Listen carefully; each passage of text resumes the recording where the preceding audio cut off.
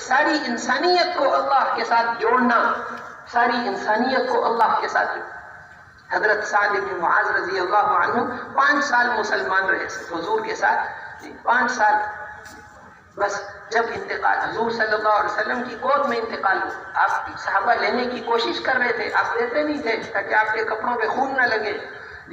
اس وقت آپ فرما رہے تھے اہتز لہ عرش الرحمن، آج اس کی موت کے غم میں اللہ کا عرش ہل گیا۔ اس کو جلدی، آپ نے فرمایا اس کو جلدی غسل دے دو ورنہ فرشتے اٹھا کے لے جائیں گے غسل دینے کے لیے۔